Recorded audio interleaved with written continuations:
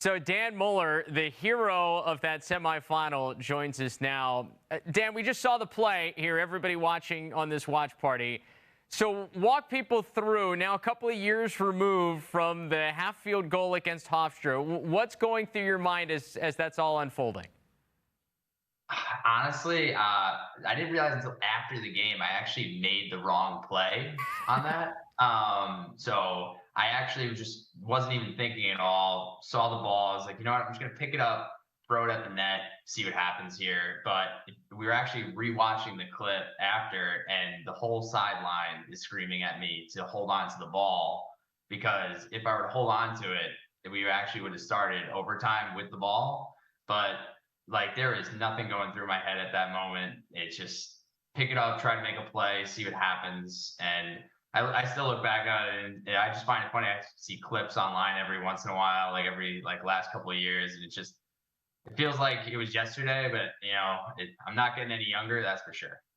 Yeah, well, that's the thing. We had your coach, Greg Cannella, on earlier, and we were talking about it. And he's like, I think the entire sideline was saying, hold it, hold it. But you're on the opposite side, so you're far away, chaos, it's raining. Like, it's easy for you to get lost.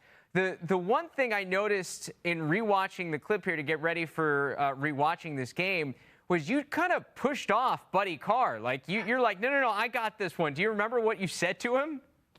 I don't remember what I said to him, but I just think I was like, you know what? I was like, this is my last game. I was like, I'm gonna go for it. I was like, I'm gonna go all out because that game started. We went on a nice run to start that game. We were up big, and the momentum was with them 100%.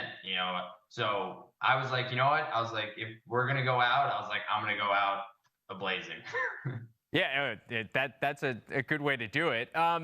You mentioned the momentum of the game, and like Josh Byrne, who I mean we now know is a dude is one of the best in the sport, and we're seeing that now at the professional level. But he's going off at the other end, like just taking over the game. What are you guys thinking on offense as you're watching the display of him, and then Ryan Tierney as well as a freshman had I think 4 goals. What's going through your mind as you're watching your lead disappear in the fourth quarter? I think what we kept on talking about is we just wanted to get more possession, and that's like what we were trying to do. And then some unforced turnovers, things like that. You have a couple other shots. You have some nice saves by DJ. So really, like in the beginning of the game and towards the end of the game, there really keeping us, with some momentum. So they're not just running away with it. But I think you even have Dylan Gruder's goal when we did end up losing the lead, and he comes back and ties it. You have like plays like that are just really like helped us keep us in the game, kind of keep us positive, like on an offensive end. Like, hey, we can make plays, we can make transition plays, we can hold the ball a little bit, get a little bit more possession, give our defense a little bit of a break. I think that's exactly what we're trying to do. Make the plays when they're available, but don't be afraid to kind of slow things down and give our defense a break. Yeah, and I mean, we talk about holding on to the ball for overtime because that's probably the logical way of looking at it when you're standing at half field with a second to go and you're a man down. But like the momentum of that game had completely shifted. Like you think back, do you guys do you think you have a chance to win that in overtime with how the game had gone? I think with our team, we always have a chance, but I like, you never know in those situations how you're going to react. And then, for me, if I go to the sideline and I miss that, it's like, what does that do to the team when I get to the sideline? Everyone's like, were you hearing me say, hold it? It's just, that's an alternate world that I don't want to live in. But I think the UMass way we would have been able to come back on top. And from being from Long Island, I would have loved to see ourselves beating Hofstra in every situation. Rewatching you afterward, like minutes afterward, because first it's the elation and you go running down the field in the dog pile, but then like I feel like this disbelief sets in, like I can't believe I just did that, because that's the look that's on your face as you're like looking around. Like, what do you remember thinking? Honestly, like I just remember thinking, like, what just happened? Like it's like you thinking, am I one of those like moments now that like I remember, like, or people remember for like the rest of their lives that are on that team? I think for me, I just look back on it as one of those crazy things that should not have happened that happened. And in the moment, I think my brain just went blank. Like you're not really in belief of what happened. Like, is the game over? Like, what's going on? Type of a thing. 'Cause that was also the first year where that rule was like allowed. You had to, that was the first like example almost of the new rule that if you let go of it, it goes in the and it goes in the net. So I think no one really knew because I remember I was watching things after the fact, whereas some highlights and whatnot. And it's like people on the Hofstra sideline was like, that's not allowed. Like it's not allowed to be a goal and all this stuff. And it gives me like a laugh every once in a while. And yeah, but definitely mind went blank in that moment. And it's just I can't even like I feel like it's just almost unbelievable still today.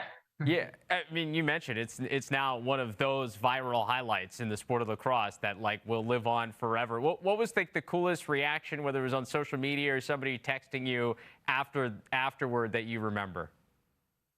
For me, I think actually the funniest thing was I went back to the locker room to grab my phone and my phone had died. Like I guess like I was and then by the time I was able to charge it, it's just like you get millions of text messages like people that you haven't spoken to in years just texting you and you're like, I don't even have this person's number anymore. I was like, I don't even know who this is.